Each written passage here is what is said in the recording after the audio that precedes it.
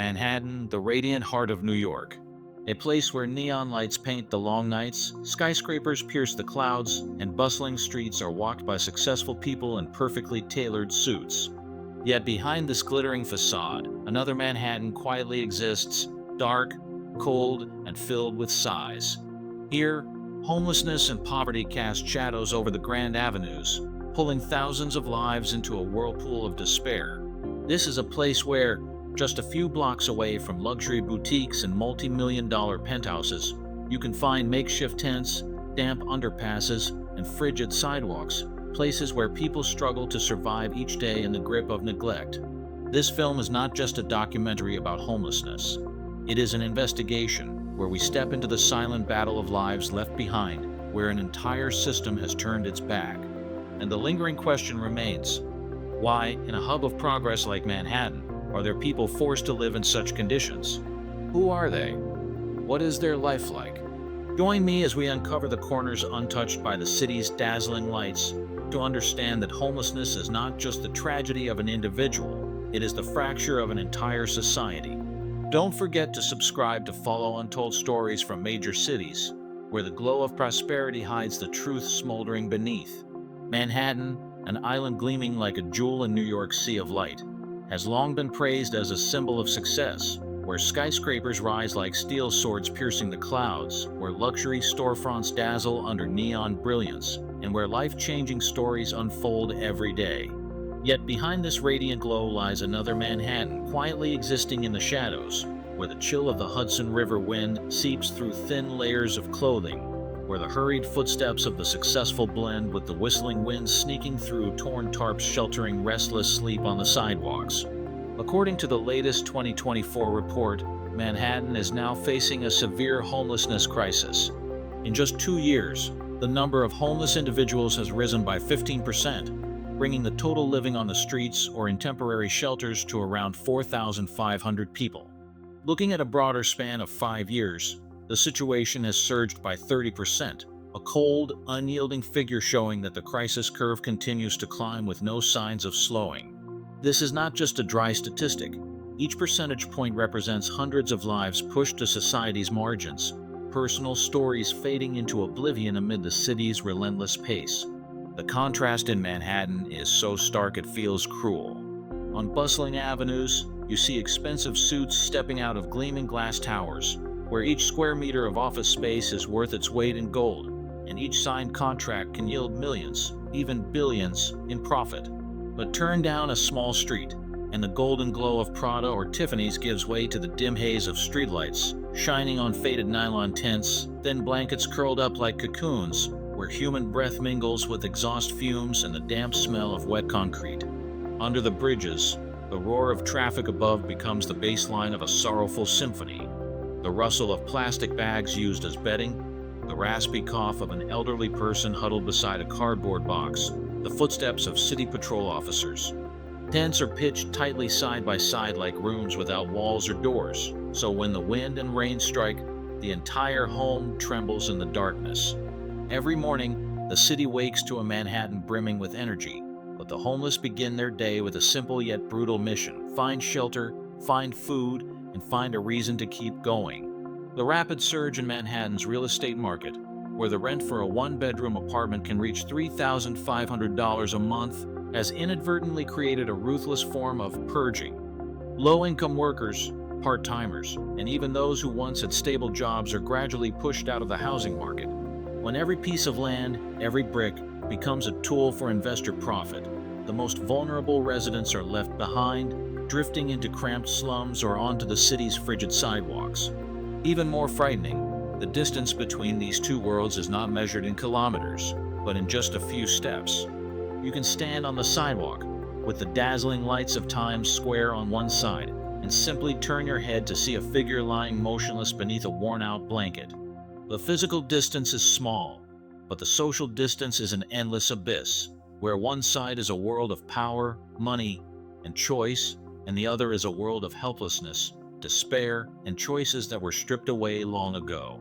Manhattan is still called the City of Dreams, but for thousands, it has become the city of restless sleep. And it is within this stark contrast between light and darkness, between luxury and poverty, that the story of Manhattan's homelessness crisis is etched, not on paper, but on every face, every breath, and every street corner you might pass each day. The cause of Manhattan's homelessness crisis is not a single event that erupted suddenly, but the result of years of accumulated economic, social, and policy pressures, layered and intertwined like cold concrete walls erected between people and their most basic right, a safe home. Each factor in this chain of causes is like a massive gear in an invisible machine, constantly pushing vulnerable people out of the stable orbit of life and into the downward spiral of homelessness. The housing crisis and the lack of affordable housing form the largest foundation of the problem. Manhattan has long been considered the golden spot for real estate investors, a land where every square meter is calculated as a high-return investment. This has driven rental prices here to levels that are nearly absurd for the vast majority of residents. Today, a one-bedroom apartment in Manhattan can cost up to $3,500 per month, while the average annual income of residents is only about $60,000. This gap is not just large, it is a deep chasm separating low-income workers from any realistic chance of securing stable housing. When rent soars far beyond affordability, low-income individuals, from waitstaff, delivery drivers, and manual laborers to even modestly paid office workers, are forced to seek shelter in makeshift options. These might be cramped shared rooms with multiple occupants, aging and deteriorating apartment buildings, or worse, a corner of the sidewalk covered by a plastic tarp for temporary shelter. These places are not only unsafe, but can be swept away at any moment by the city's street cleaning campaigns. But even for those who manage to hold on to a small apartment, the rising cost of living continues to drain residents' wallets. Manhattan is notorious for being one of the most expensive places to live in the United States. Food prices, utility bills, transportation costs, insurance, healthcare all climb rapidly, far outpacing wage growth. For some, especially those working part-time or without long-term contracts, keeping up with both rent and living expenses becomes an impossible equation. This image is not uncommon. A single mother working 2 jobs, still having to choose between paying rent and buying food for her child. A worker laid off due to company downsizing, without enough savings to cover a few months' rent, ends up losing their home after just one rental cycle. Situations like these, once they happen, are almost impossible to reverse without timely assistance, because each month of missed payment adds another layer of debt. Economic pressure is further worsened by the burden of medical care and mental health. In reality, within Manhattan's homeless community, only about 1/3 have access to basic healthcare services. This means thousands are living with untreated illnesses, from chronic diseases like diabetes and high blood pressure to mental health issues such as depression, anxiety disorders, or post-traumatic stress disorder (PTSD). For many, the lack of medical care not only worsens their health but also robs them of the ability to keep a job, a critical condition for maintaining a home. Amid an already scarce mental health care system, many are left to fend for themselves, sleeping outdoors in the freezing winter, eating irregularly, and living in unsanitary conditions, all of which contribute to worsening illnesses. This vicious cycle pushes them further away from the possibility of recovery and reintegration into society. But even when they want to return to the formal housing market, Manhattan's legal system and rental regulations erect barriers that are nearly impossible to overcome. Many landlords impose strict credit history standards, require complete legal documentation, or set deposits so high they border on absurd. For those who have lost their homes, have poor credit histories, or lack proper documents, these requirements are like a door slammed shut in their face. This creates a cruel closed loop. Losing a home, being unable to secure stable employment, having no income, not meeting rental requirements, remaining homeless. This cycle doesn't just last for a few months or years. For many, it becomes a life sentence of wandering unless there is strong and compassionate intervention from both the community and the authorities. When combined, all these factors turn Manhattan into a harsh arena of survival. Here, real estate and financial markets operate like giant machines, coldly calculating profit, while people with their stories, dreams, and fragility are pushed to the margins. Among the brightly lit skyscrapers, where every square meter is translated into money, thousands still seek warmth from a paper cup of coffee at a relief station, an old blanket on a sidewalk, or a dark corner in the subway. Manhattan still calls itself the city of dreams, but for many, it is a dream they can only glimpse through the glass of luxury stores before turning back to the cold reality. Here, not everyone has the chance to climb the ladder of success. For the homeless, each passing day is simply a battle against hunger, illness, and oblivion. This crisis not only exposes the injustices within Manhattan's socio-economic system, but also raises a bigger question. Can a city truly call itself successful if it allows thousands of its residents to sleep outdoors in the winter? And the answer, from any perspective, compels us to act before the gap between light and darkness becomes impossible to bridge. In Manhattan, when people refer to the streets, it's not just a catch-all for bustling roads or brightly lit avenues. The streets here is an underground world existing right in the heart of the city, a place where those left at society's edge cling to life day by day. Stretching along major thoroughfares, under bridges, at park entrances, or on the steps of abandoned buildings, thousands of homeless people live under faded nylon tents, with old blankets or a few pieces of cardboard. Every street corner here holds an untold story. A veteran who once served his country now huddled against the cold wind. A mother clutching her child, sleeping in the subway because the shelters are full, or eyes that once shone with hope now holding only an empty stare. Despite deprivation and instability, the streets is still a community. Here, people share food boxes, old coats, and warn each other of lurking dangers. But this small world is frequently disrupted by the city's cleanup and clearing campaigns. In the spring of 2023, Manhattan launched multiple cleanup operations in central areas, officially aiming to improve urban image and ensure public safety. Crews collected all tents, blankets, and the few possessions of the homeless, forcing them to leave immediately. However, these campaigns came without long-term resettlement solutions, and as a result, those cleared out simply moved to more remote areas, far from food sources and support services. Their lives, already harsh, became even more difficult. These actions quickly met with backlash from the community and nonprofit organizations. Social activists, along with some city council members, criticized the cleanups as merely a way to save face, tackling the surface while ignoring the root causes. They argued that instead of pouring resources into erasing the presence of the homeless, the government should focus on investing in affordable housing projects, expanding mental health care programs, and creating sustainable jobs. These, they stressed, are the real solutions that could break the cycle of homelessness that binds thousands of people. However, the reality is that this humanitarian crisis is still unfolding. Once the cleanup is done, the streets may look tidier, but the number of homeless people does not decrease. Shelters remain overcrowded, beds are insufficient for the demand, and many people return to the streets after only a few weeks or months.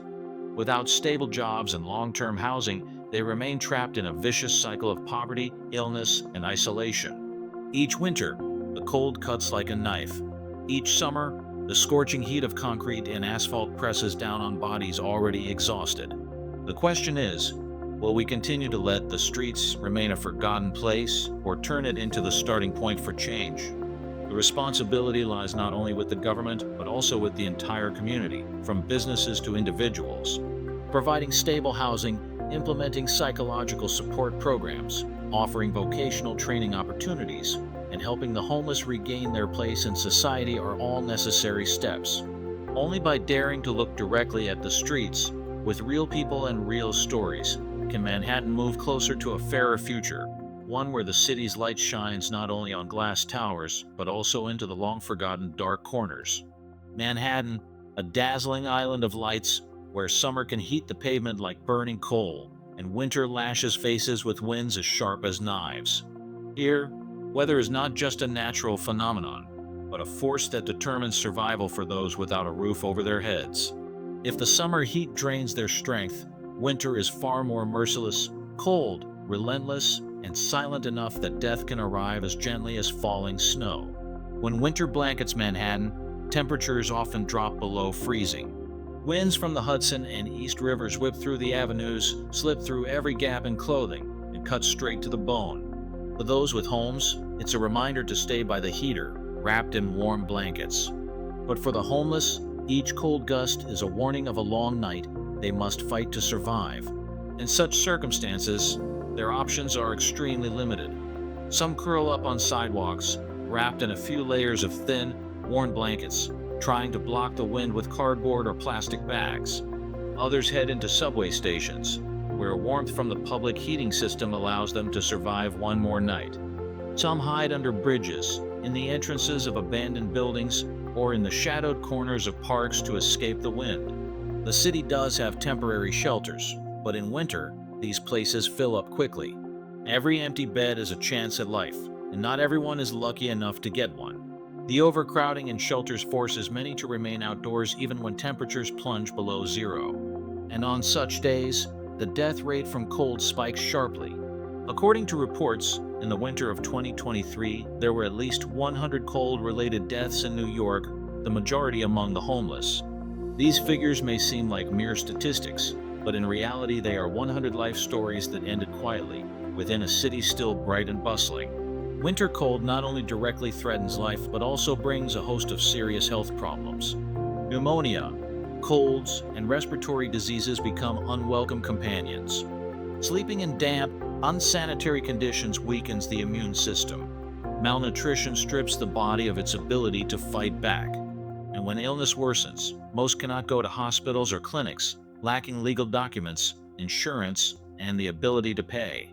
For them, every cough and every fever can be a slow death sentence.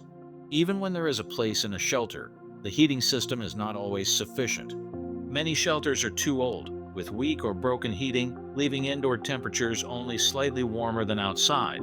And in many shelters, rules require residents to leave during the day regardless of weather.